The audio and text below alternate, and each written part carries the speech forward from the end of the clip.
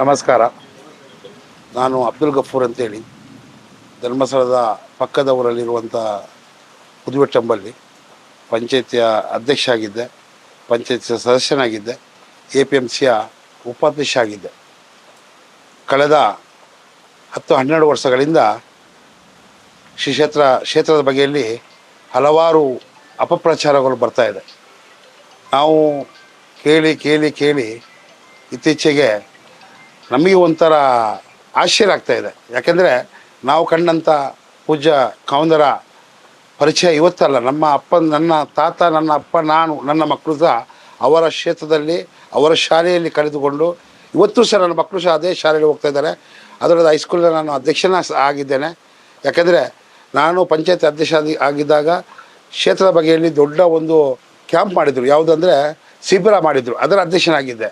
ಆಗ ಕಾವಂದರು ಮಾಡುವಂಥ ಈ ಒಳ್ಳೆಯ ಕೆಲಸ ಏನಂದರೆ, ಈ ಕ್ಷೇತ್ರದಲ್ಲಿ ಬಂದವರಿಗೆ ಯಾರಿಗೂ ಸಹ ಕೈ ಇಟ್ಕೊಂಡು ವಾಪಸ್ ಹೋದವರು ಏನಿಲ್ಲ. ಅವ್ರ ಕಷ್ಟ ಅಂತ ಬಂದವರಿಗಾಗಲಿ, ಅವರ ಸಮಸ್ಯೆ ಅಂತ ಬಂದವರಿಗಾಗಲಿ, ಅಲ್ಲಿ ಜಾತಿ ಧರ್ಮ ಮತ ಅನ್ನುವ ಯಾವುದೇ ರೀತಿಯ ಭಾವನೆ ಇಲ್ಲ. ಅವರು ಯಾರೇ ಆಗಿರಲಿ, ಏನೇ ಆಗಿರಲಿ, ನೀನು ಇಲ್ಲಿಂದ ಬಂದಿ ಅಂತ ಅವರು ಕೇಳ್ತಿರಲಿಲ್ಲ. ಇವತ್ತು ಏನಾಗಿದೆ ಅಂದರೆ, ನಾವು ಮುಸಲ್ಮಾನರು ಇಲ್ಲಿ ಅವರ ಸ್ತರದಲ್ಲಿ ಈಗಲ್ಲ, ಕಳೆದ ನಾನೀಗ ದುಡಿಸುವ 30 ವರ್ಷ ಆಯಿತು. 30 ವರ್ಷ ಮುಂಚೆಯಿಂದ ನಮ್ಮ ಹಿರಿಯರೆಲ್ಲ ದುಡಿತಾ ಇದ್ದವರು. ಆದರೂ ಆ 30 ವರ್ಷದಿಂದ ನಾವು ಅಲ್ಲಿ ಕಂಡು ಬಂದಂಥ ನಮ್ಮ ಕ್ಷೇತ್ರ, ನಮ್ಮ ಮೇಲೆ ಅಭಿಮಾನ, ಮುಸಲ್ಮಾನರು ಅಲ್ಲ, ಕ್ರಿಶ್ಚರು ಅಲ್ಲ, ಹಿಂದೂ, ಇನ್ನೊಬ್ಬರನ್ನು ಇವತ್ತವರೆಗೆ ಅಲ್ಲಿ ಭೇದವ ಬರಲಿಲ್ಲ. ಯಾರೋ ಒಬ್ಬ ಈಗ ಒಂದು ಧರ್ಮಸ್ಥಳ ಬಾರದವನು, ಧರ್ಮಸ್ಥಳ ಚಾರಿತ್ರ್ಯ ಗೊತ್ತಿಲ್ಲದವನು ಬಾಯಿಗೆ ಬಂದ ಮಾತಾಡ್ತಾರೆ. ಯಾಕಂದರೆ ನಮ್ಮ ಕ್ಷೇತ್ರ ಬಗ್ಗೆ ಮಾತಾಡುವಾಗ ನಾವು ಆ ಕ್ಷೇತ್ರದಲ್ಲಿ ದುಡಿದು ಇಷ್ಟು ವರ್ಷ ಅಲ್ಲಿ ನಮ್ಮ ಜೀವನವನ್ನು ನಡೆಸಿದಂಥ ಆ ಕ್ಷೇತ್ರದ ಬಗೆಯಲ್ಲಿ ಅಥವಾ ಕಾವಂದರ ಬಗೆಯಲ್ಲಿ ಅಂತ ಮಾತು ಬರುವಾಗ ನಮಗೆ ಬಹಳ ಒಂದು ಬೇಜಾರಾಗ್ತದೆ. ಯಾಕಂದರೆ ಅದು ಕಂಡು ನಾವೆಲ್ಲ ಸೇರಿ ಕ್ಷೇತ್ರದಲ್ಲಿ ಕಾವಂದರ ಬಗ್ಗೆ ಬರುವಂಥ ಮಾತುಗಳನ್ನು ನಮಗೆ ತಡೆಯಲಾದೆ ಇವತ್ತು ನಾವು ಮಾತಾಡ್ತಾ ಇದ್ದೇವೆ. ಯಾಕಂದರೆ ಇಷ್ಟೊಳಗೆ ನಾವು ಯೂಟ್ಯೂಬಲ್ಲಿ ಆಗಲಿ ಯಾವುದರಲ್ಲಿ ನಾವು ಇವತ್ತು ಮಾತಾಡಿದವರಲ್ಲ. ಯಾಕಂದರೆ ಕಾವಂದರು ನೋಡಿ, ನಮ್ಮ ಮುಸಲ್ಮಾನರ ಹಬ್ಬ ರಂಜಾನ್ ಹಬ್ಬ ಅಥವಾ ಬಕ್ರೀದ್ ಹಬ್ಬ ಅಥವಾ ಮದುವೆ ಅಂತ ಹೋದಾಗ ನಮಗೆ ಅವರು ಒಂದು ಪ್ರಸಾದ ಅಂತ ಕೊಡ್ತಾರೆ. ಅದು 500 ಆಗಿರೋದು, 1000 ಆಗೋದು ದುಡ್ಡು ವಿಷಯ ಅಲ್ಲ, ಆದರೆ ಕೊಡ್ತಾರಲ್ಲ. ಇವತ್ತು ಯಾರು ಕೊಡ್ತಾಯಿದ್ದಾರೆ? ಯಾವ ಇದರಲ್ಲಿ ಕೊಡ್ತಾ ಇದ್ದಾರೆ? ಯಾವ ಕ್ಷೇತ್ರದಲ್ಲಿ ಕೊಡ್ತಾ ಇದ್ದಾರೆ? ಇವತ್ತು ಧರ್ಮಸ್ಥಳದಲ್ಲಿ ಲಕ್ಷದೀಪೋತ್ಸವ, ಶಿವರಾತ್ರಿ ಅಥವಾ ಯಾವ ಜಾತ್ರೆ ಆದರೂ ಸಹ ಅಲ್ಲಿ ಒಂದು ಅಂಗಡಿ ಹಾಕಬೇಕಾದ್ರೆ ಅವ್ರು ಕೇಳಿದ ಕೂಡಲೇ ಆಗೋದಿಲ್ಲ ಅಂತ ಹೇಳೋದಿಲ್ಲ. ಯಾವ ಜಾತಿ ಭೇದ ಇಲ್ಲ ಅಲ್ಲಿ. ಯಾರೇ ಆಗಲಿ 10 ರೂಪಾಯಿ ದುಡ್ಕೊಂಡು ಹೋಗಲಿ, ನನ್ನ ಕ್ಷೇತ್ರ ಬಂದವನಿಗೆ ಯಾವ ಹೊಟ್ಟೆಗೆ ಯಾವುದಕ್ಕೆ ತೊಂದರೆ ಆಗಬಾರ್ದು ಅನ್ನೋ ಮಾತು ಅವ್ರದ್ದು. ಇವತ್ತು ಎಲ್ಲ ಕ್ಷೇತ್ರಗಳಲ್ಲಿ ನಾನು ನೋಡಿದ್ದೇನೆ, ತುಂಬ ಹಿಂದೂಗಳ ಕ್ಷೇತ್ರ, ತುಂಬ ದೇವಸ್ಥಾನಗಳ ತುಂಬ ಕಡೆ ನಾವು ಹೋದವನು ನಾನು ಸಹ.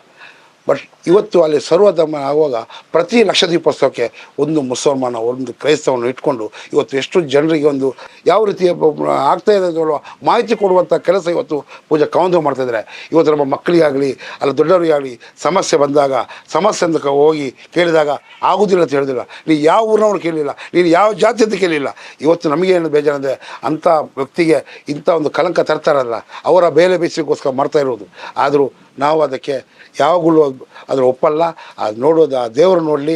ನಾವಂತೂ ಪೂಜಾರ ಕಾಲಡಿ ನಾವು ಕೆಲಸ ಮಾಡೋರು, ನಮ್ಮಿಂದಾಗಿ ಇವತ್ತುವರೆಗೆ ಅಂತ ಇದು ಬರಲಿಲ್ಲ. ನಮ್ಮವರಿಂದ ಬರಲಿಕ್ಕೆ ನಾವು ಬಿಡೋದೂ ಇಲ್ಲ. ಆ ಸಮೀರ ನಮ್ಮ ಹುಡುಗ ನಮಗೆ ಗೊತ್ತೂ ಇಲ್ಲ.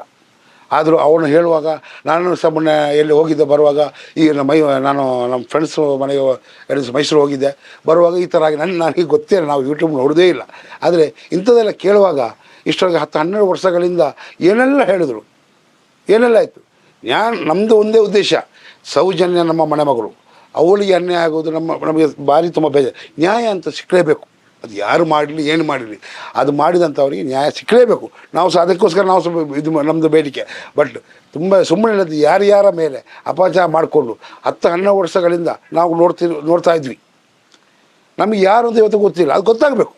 ಬಟ್ ಪೂಜ್ಯರ ಇಷ್ಟೊಂದು ದಾನ ಧರ್ಮ ಮಾಡಿ ದಿವಸಕ್ಕೆ ಎಷ್ಟೋ ಲಕ್ಷಗಟ್ಟಲೆ ರೂಪಾಯಿ ಬಡವರಿಗೆ, ದೇವಸ್ಥಾನಕ್ಕೆ, ಮಸೀದಿಗೆ, ಅದಕ್ಕೆ ಎಲ್ಲರಿಗೂ ಸಹ ಬಂದವರಿಗೆ ಕೊಡ್ತಾ ಇದ್ದಾರೆ. ಸುಮ್ಮನೆ ಇಲ್ಲದ ಅಂತ ಅಪಚಾರ ಮಾಡುವಾಗ ನಮಗೆ ಸಹ ಒಂದು ಮನಸ್ಸಂತ ಇರುತ್ತೆ, ನಮಗೆ ಸಹ ಒಂದು ಬೇಜಾರಾಗುತ್ತೆ. ಸಮೀರನ್ನು ನಮಗೆ ಯಾರೂ ಗೊತ್ತಿಲ್ಲ. ಯೂಟ್ಯೂಬಲ್ಲಿ ನೋಡುವಾಗ ಮುಸ್ಲಿಮ್ಸ್ ಅಂತ ಗೊತ್ತಾಯ್ತು ನಮಗೆ. ಬಟ್ ನಾವು ಕಳೆದ 50 ವರ್ಷದಿಂದ 30 ವರ್ಷದಿಂದ ಇಲ್ಲಿ ನಾವು ದುಡಿದಂಥ ನಾವೆಲ್ಲ ಇದೇ 2 ಕಿಲೋಮೀಟ್ರ್ 3 ಕಿಲೋಮೀಟ್ರ್ ದೂರದಲ್ಲಿ. ಆದರೆ ನಮ್ಮ ಪಂಚಾಯತಿ ಆಗಲಿ ಅಥವಾ ಗ್ರಾಮ ಅಂತ ಹೇಳೋದು ಧರ್ಮಸ್ಥಳನೇ. ಇವತ್ತು ಧರ್ಮಸ್ಥಳದಲ್ಲಿ ಅಂಥ ದೇವತಾ ಮನುಷ್ಯರಿಗೆ ಅಂಥ ಅಪಪ್ರಚಾರ ಬರುವಾಗ ನಮಗೆ ಬಹಳ ಒಂದು ಬೇಜಾರಾಗ್ತಾಯಿದೆ. ಯಾಕಂದರೆ ಅವರು ಯಾವುದೇ ಕಾರಣದಲ್ಲಿ ಅವರಿಗೇನು ತೊಂದರೆ ಆದರೆ ನಾವು ಅವರೊಟ್ಟಿಗೆ ಯಾವಾಗಲೂ ಇದ್ವಿ. ಅವರ ಮೇಲೆ ಅಪಪ್ರಚಾರ ಮಾಡೋದಂದರೆ ನಮಗೆ ಬಹಳ ಬೇಜಾರಾಗ್ತದೆ. ನೋಡಿ, ಒಂದು ಮನುಷ್ಯನಿಗೆ ಒಂದು ಕೈ ಒಂದು ಹೊತ್ತು ಊಟ ಕೊಟ್ಟು ಗೊತ್ತಿರಬೇಕು, ಅಥವಾ ಒಂದು ವಿದ್ಯೆ ಕೊಟ್ಟು ಗೊತ್ತಿರಬೇಕು. ಇದು ಯಾವುದು ಗೊತ್ತಿರೋದವರು, ಇಲ್ಲದ ಒಂದು ಉಪಹಾರ ಮಾಡಿ ಗೊತ್ತಿರಬೇಕು. ಅವ್ರು ಯಾವುದು ಗೊತ್ತಿಲ್ಲ ಸಮೀರಿಗೆ ದುಡ್ಡು ಮಾಡೋ ಉದ್ದೇಶ. ಯಾಕಂದರೆ ಪೂಜ್ಯ ಕಾಮದ ಬಿಟ್ಟರೆ ಇನ್ನು ಬೇರೆ ಅಷ್ಟೊಂದು ಹೆಸರಂಥ ವ್ಯಕ್ತಿಗಳು ಯಾರೂ ಇಲ್ಲ. ಅವರ ಹೆಸರು ಹೇಳಿದ್ರೆ ದುಡ್ಡಾಗುತ್ತೆ. ಆ ಉದ್ದೇಶಕ್ಕೋಸ್ಕರ ಅವರನ್ನು ಮುಂದೆ ಇಟ್ಕೊಂಡು ಪಬ್ಲಿಕೇಶನ್ ಮಾಡಿ ದುಡ್ಡು ಮಾಡ್ತಾ ಇದ್ದಾರೆ. ಮಾಡಲಿ, ಅದರ ಪ್ರತಿಫಲ ದೇವರು ಕೊಡುವುದು. ಆದರೆ ನಮ್ಮ ಕ್ಷೇತ್ರದ ಬಗ್ಗೆ ಮಾತಾಡುವಾಗ, ನಮ್ಮ ಕಾಮಂದರ ಬಗ್ಗೆ ಮಾತಾಡುವಾಗ ನಮಗೆ ಬಹಳ ಬೇಜಾರಾಗ್ತದೆ. ಅವರೊಟ್ಟಿಗೆ ನಾವು ಯಾವಾಗಲೂ ಇದ್ವಿ. ಯಾಕಂದರೆ ನಾವು ಈ ಹಂತಕ್ಕೆ ಬರಬೇಕಾದ ಕಾರಣ ಅವರು. ನಮ್ಮ ಕ್ಷೇತ್ರ, ನಮ್ಮ ದೇವಸ್ಥಾನ ಅಂತ ಹೇಳ್ತಾ ನಾವು ಈ ಸಂದರ್ಭ ಹೇಳ್ತಾ ಇದ್ದಾರೆ. ಯಾಕಂದರೆ ನಮಗೆ ಕಷ್ಟ ಬಂದಾಗ ಓಡಿ ಹೋಗೋದು ನಾವು ಅಲ್ಲಿಗೆ. ಆಗಿರುವಾಗ ಅವರ ಬಗ್ಗೆ ಅಂತ ಅಪಪ್ರಚಾರ ಬರುವಾಗ ನಮಗೆ ನಮ್ಮ ಮನೆಯವರಿಂದ ಕಡೆ ನಮಗೆ ಬೇಜಾರಾಗ್ತದೆ. ನಾವು ಇವತ್ತು ನಾನೊಂದು ಬೆಳಿಗ್ಗೆ ನೋಡಿ ಈಗಾಗ ಮೈನಾಗಿ ಮಾತಾಡೋದು ಏನಂದರೆ ಸೌಜನ್ಯ ವಿಷಯ. ಸೌಜನ್ಯಗೆ ನ್ಯಾಯ ಸಿಕ್ಕಲೇಬೇಕು, ಅವರ ಮನೆಯವರ ನ್ಯಾಯ ಸಿಕ್ಕಲೇಬೇಕು. ನಮಗೆ ಸಹ ಅದು ಸಂತೋಷ ವಿಷಯ. ಅದಕ್ಕೋಸ್ಕರ ಹೋರಾಟ ಮಾಡಲಿ. ಕಾಮಂದರ ವಯಸ್ಸು ಯಾಕೆ ಬೈತಾ ಇದ್ದಾರೆ ಅವರು? ಇವರು ಮಾತಾಡೋ ರೀತಿಯಲ್ಲಿ ಒಂದು ಅರ್ಥ ಇದೆ. ಇವರು ಏನಂದರೆ ಬೇರೆ ಉದ್ದೇಶವನ್ನು ಇಟ್ಕೊಂಡು, ಸೌಜನ್ಯ ವಿಷಯ ಮುಂದೆ ಇಟ್ಕೊಂಡು ಕಾಮಂದರಿಗೆ ಬಾಯಿಗೆ ಬಂದಾಗ ಮಾತಾಡ್ತಾರೆ. ಆ ಕಾರಣ ನಮಗೆ ತುಂಬ ಅವರು ಸೌಜನ್ಯ ಬಗ್ಗೆ ಹೋರಾಟ ಮಾಡಲಿ, ನಾವು ಸಹ ಹೊರಟಿಗೆ ಇನ್ನೂ ಹೋರಾಟಗಾರ ಹಿಂದೆ ಇದ್ದೇವೆ. ನಾವೆಲ್ಲ ಸೇರ್ತೇವೆ, ನ್ಯಾಯ ಸಿಗಬೇಕು. ಆ ಕಾರಣ ಪೂಜ್ಯವರಿಗೆ ಈ ಥರ ಮಾತು ಬರುವಾಗ ನಮಗೆ ತುಂಬ ಬೇಜಾರಾಗ್ತದೆ. ದಯವಿಟ್ಟು ನಾನು ಹೇಳಿದಷ್ಟೇ, ಯಾರೂ ಇದನ್ನು ನಂಬೇಡಿ. ಮುಸಲ್ಮಾನದವರು ಹೇಳಿದಷ್ಟೇ, ನಾವು ಮುಸಲ್ಮಾನರಾಗಿ ಹೇಳಿದಷ್ಟೇ. ಮುಸಲ್ಮಾನಿಗೆ ಅವನಿಗೆ ಸಮೀರಮ್ಮವನಿಗೆ ಅವನು ಈ ಊರಿನವನಲ್ಲ, ಇಲ್ಲಿ ಬಂದು ಸಹ ಇಲ್ಲ. ಅವನು ಸುಮ್ಮನೆ ಯಾರ ಕೇಳಿದ್ದು ಮಾತನ್ನು ಆಡುತ್ತಾ ಇಷ್ಟರೊಳಗೆ ಈ ರೀತಿಯಲ್ಲಿ ಬರ್ತಾ ಇದ್ದಾರೆ. ಆದರೆ ಅವನಿಗೆ ಅದು ಒಳ್ಳೆಯದಲ್ಲ. ಅವನು ನ್ಯಾಯಕ್ಕೋಸ್ಕರ ಹೋರಾಟ ಮಾಡಲಿ, ಶೌಚನ ಬಗ್ಗೆ ಮಾತಾಡಲಿ, ತುಂಬ ಸಂತೋಷ. ಅದು ಕಾಮಂದರ ಬಗ್ಗೆ ಮಾತಾಡಬಾರ್ದು. ಅವನು ಈ ಒಂದು ತಿಂಗಳಲ್ಲಿ ಉಪವಾಸ ತಿಂಗಳು, ರಂಜಾನ್ ತಿಂಗಳು, ನಾವು ಯಾವುದೇ ಪಾಪವನ್ನು ಮಾಡಿದರೆ ಕಳ್ಕೊಳ್ಳುವಂಥ ಸಮಯ, ಅದನ್ನು ಇದು ಮಾಡುವಂಥ ಸಮಯ. ಅಂಥದ್ದಲ್ಲಿ ಅವನು ಬಾಯಿಗೆ ಬಂದ ಮಾತಾಡ್ತಾನೆ. ಅವನು ಮುಸಲ್ಮಾನ ಎನ್ನುವುದಕ್ಕೆ ನಮಗೆ ಸಾಕ್ಷಿ ಅಲ್ಲ. ಅವನು ಮುಸಲ್ಮಾನ ಅಲ್ಲ. ಅವನು ಆಗಿದ್ರೆ ಅವನು ಈ ಥರ ಮಾತಾಡೋದಿಲ್ಲ ಈ ಟೈಮಲ್ಲಿ. ದುಡ್ಡಿಗೋಸ್ಕರ, ಅವನ ಜೀವನಕ್ಕೋಸ್ಕರ ಆಗಿ ಬಾಕಿಯವರ ಜೀವನಕ್ಕೆ ಕಲ್ಲಾಗ್ತಾಯಿದ್ದಾರೆ ಅವನು. ಆದಾಗ ಅದಕ್ಕೋಸ್ಕರ ನಾವೆಲ್ಲ ಇವತ್ತು ಆ ಕ್ಷೇತ್ರದಲ್ಲಿ ಒಂದು 50-60 ಜನ ನಾವು ದುಡಿತಾ ಇದ್ವಿ.